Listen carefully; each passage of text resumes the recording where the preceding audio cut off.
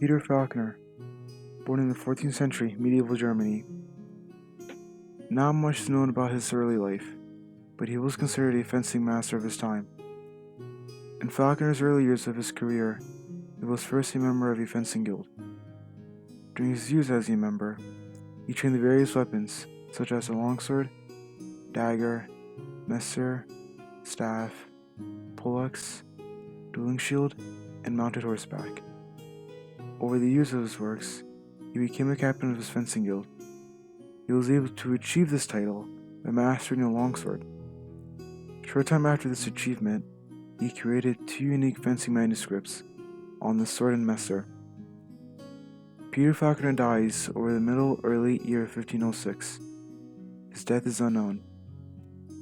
Over the years, parts of his two manuscripts have been destroyed during the Prussian bombardment siege of Strasbourg of 1870, and was later recovered time after the attack by modern HEMA researchers. Peter Falkner's manuscript is an interesting one. His two notable manuscripts, like I mentioned earlier, were his longsword and messer. First, the longsword. The longsword has similar terms and techniques based off of Johannes Liechtenauer's messer. Examples of these are the sun pointer and hanging point. The longsword techniques also has similar elements to Johannes Liechtenauer's 5 secret strokes. Each stroke has their own meaning and use. These strokes are Zornhau, which is wrath stroke, Krumpau, which is the crooked stroke, Zorkau, thwart stroke, Schielhau, squinting stroke, Schietelhau, scalp stroke, and lastly Oberhau, stroke from above. Zornhau, an idea of performing a strike with or without a step. Krumpau, the fencer biting with his opponent's blade with the left foot in front, rather than the right foot outward. Zorkau, stepping your right foot outside your opponent's left foot. Schielhau, to imply a very powerful deflection that has occurred prior to the wielder hitting his opponent, rather than a simultaneous deflection and a counterstroke. Schietelhau. Explaining Schietelhau will be different because of the lack of advice using it. But there is one proposed answer to this, not only to Schietelhau, but also Schielhau. The answer is twine following an opponent's parry to the ground, or the head, striking under his arms, and move away from any danger after the strike. This theory was proposed by Dirk Hagedorn, a member of the Hamburg Historical Fencing Association. Oberhau, a simple strike to the head. This is the end of Peter Falkner's longsword section. In his book, Peter Falkner says, and I quote, "Here ends Master Peter Falkner's art with a longsword. Keep in mind, even though the techniques Peter Falkner shown us in the longsword section are not from his own ideas and innovation, fencing masters were allowed to copy from each other at that time. Another reason why Peter Falkner copies these techniques is because he feels these are important to be seen. With this being said, some people knew these weren't all of his techniques. The messer is the second unique weapon in the Falkner manuscript. Messer means knife in German. The messer is described as a falchion-like sword with a built-in hilt, also with the false-edged single blade. The messer that Falkner uses in this manuscript has a runegel, or the weapon nail, that provides extra protection for the hand. Like the longsword, the messer also has connections to Johannes Liechtenauer's treatises of the 6 strokes. The 6 strokes are a subset to the longsword strokes, which means these strokes are similar to the ones before.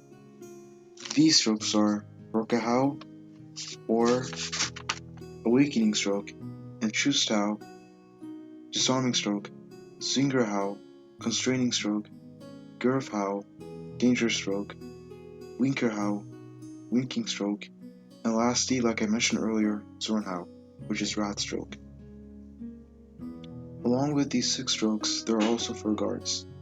These guards are Lugenslatt, which is watchtower, Pashdai, bastion, Eber, boar, steer, steer. Lugenslatt and Pashdai are equivalent to the Vomtag, which is from the roof, and Aber, which is full. Eber and steer are similar to Flug, which is plow, and ox, which is ox, of the longsword. The dagger is the next part in Falkner's section of his book. In this section, he uses the word secret to clarify that the techniques used in the book are only to know between him and his students. For example, in the beginning of Falkner's dagger section, he says, and I quote, "Here begins the dagger fighting harness.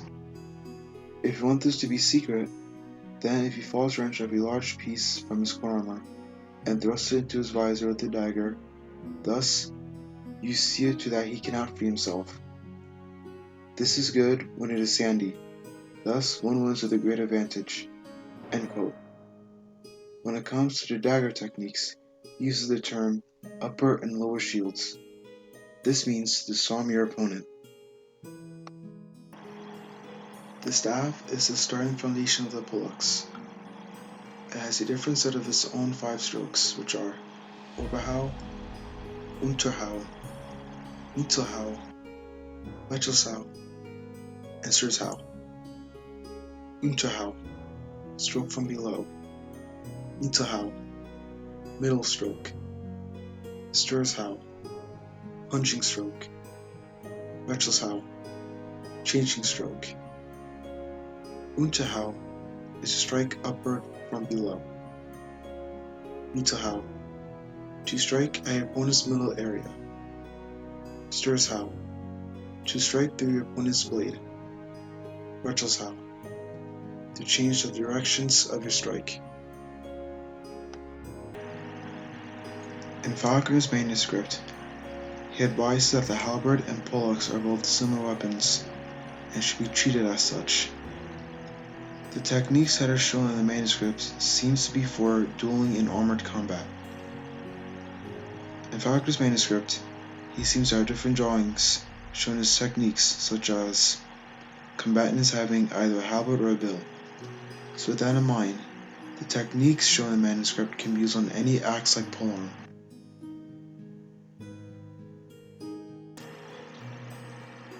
The dueling shield is a 2-handed weapon used for dueling.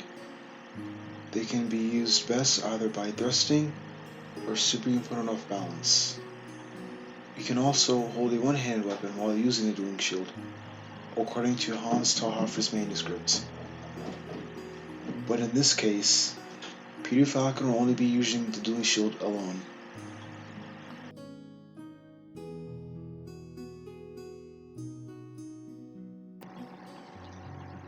Mounted combat is the last of Falkner's manuscript.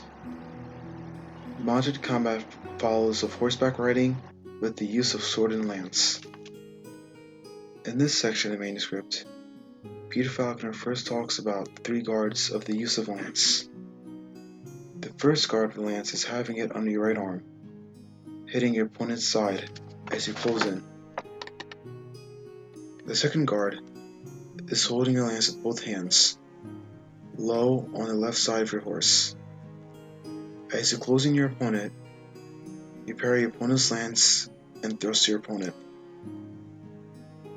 The third guard is holding the top of the lance and then parrying your opponent's lance and thrusting your opponent. The last guard isn't necessarily a guard, but it shows the sword against the lance. You hold your sword across your horse's neck. Then, once you close in your opponent, you parry the lance on the right side and thrust your opponent with your sword. On the sword aspect, there are only 3 guards. In the first guard, you put your sword on your left arm, and if your opponent tries to attack from above, you parry the attack. If your opponent tries to thrust you, you parry with the long edge of your sword. The second guard is baiting your opponent with a thrust so that he can parry it. Once your opponent attempts the parry, you grapple the opponent's sword. The third guard is, once you grapple the sword, you make them fall off their horse. Also, there are two wrestling techniques shown in Falkner's manuscript. One shows the wrestler is going for his opponent's neck on his side. The other shows some sort of head-on tackle. At the very last treatise of the book, he shows having his opponent completely pinned to the ground. The way how these techniques work is by having one leg on one arm and having your hand keeping down in your opponent's hand while leaving your sword pointing at your opponent. And that ends Peter Falkner's manuscript.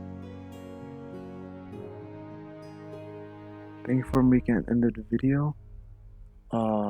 This video took me a long time to make. Just trying to get together took me some time because I had school too in the way. And I apologize for my lack of quality of audio. I am currently working on trying to get a better microphone in the near future. I have some other projects I'm currently working on, so definitely be on the lookout. I'll let you guys know either way. But if you guys have any questions, let me know in the comments. And yeah, so until then, I will see you in the next video. Bye bye.